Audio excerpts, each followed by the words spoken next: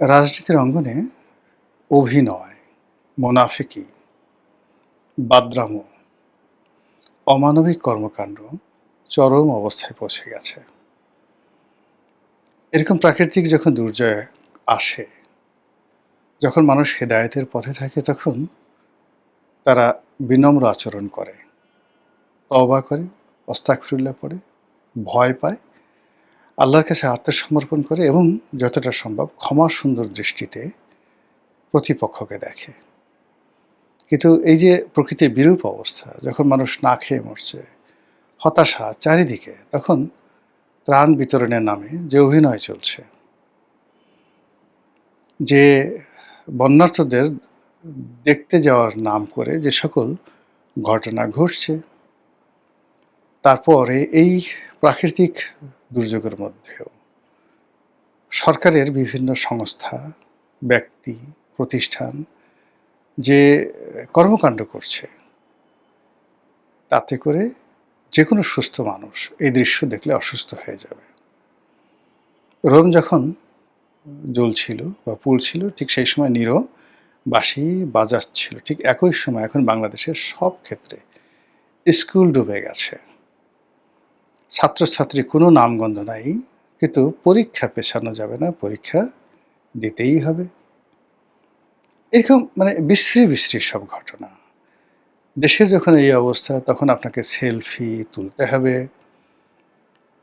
এই সময়টার মধ্যে আপনাকে সেই ফ্যামিলি কার্ড বিতরণ করতে হবে।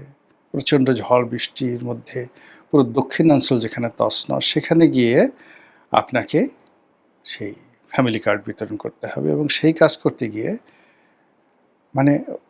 বরিশালের গৌর নদী বা আগলঝরা এলাকাতে একটা বাজার আছে, মহাসড়কের উপর বাটাজোড় বাজার।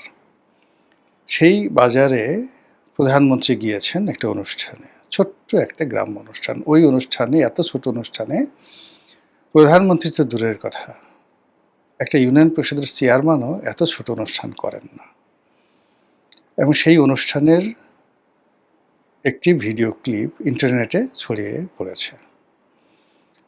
সেখানে যে বিশৃঙ্খলা অবস্থা, সেখানে যে সকল অশ্লীল অশ্রাব্য কথাবার্তা হচ্ছে, সেখানে মাইক হাতে প্রধানমন্ত্রীকে যে অসহায় অবস্থায় দেখা যাচ্ছে, এটি কোনো অবস্থাতেই 18 কোটি মানুষের একটি দেশ, সেই দেশের প্রধানমন্ত্রী, সেই প্রধানমন্ত্রীর রাষ্ট্রীয় কর্মের চিত্র হতে পারে না।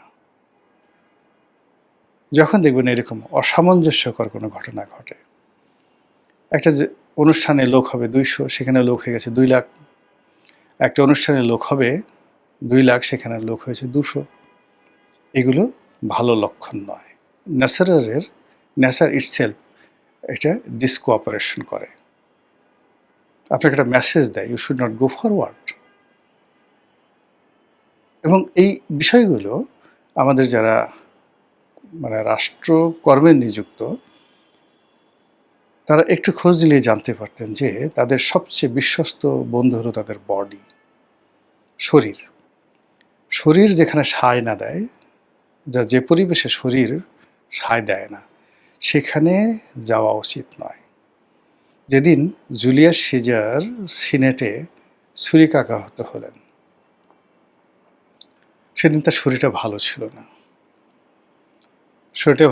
না। সারা রাত জ্বর, তারপর ম্যাজম্যাজ করছিল।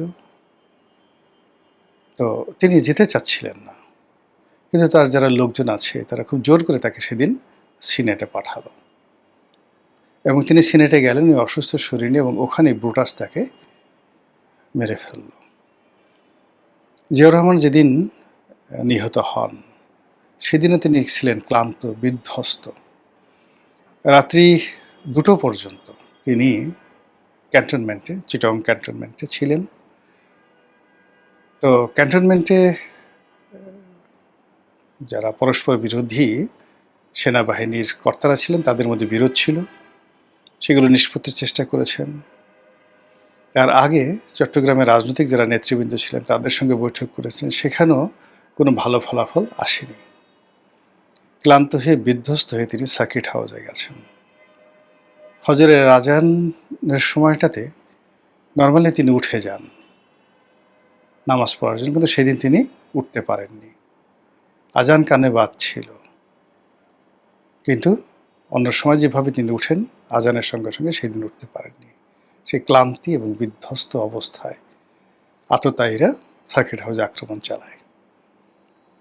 তো উনি যদি সেই রাতেই বুঝতে পারছেন যে আমার বডিটা সিগন্যাল দিচ্ছে না ঠিক মতো, অথবা তিনি যে চট্টগ্রাম যেদিন যাচ্ছিলেন অঝোরে বৃষ্টি হচ্ছিল, সিগন্যাল ব্যাড সিগন্যাল, তার চট্টগ্রামে যাওয়াটাই ঠিক হয় না, তিনি জোর করে সেখানে গিয়েছেন প্রকৃতির বিরুদ্ধে।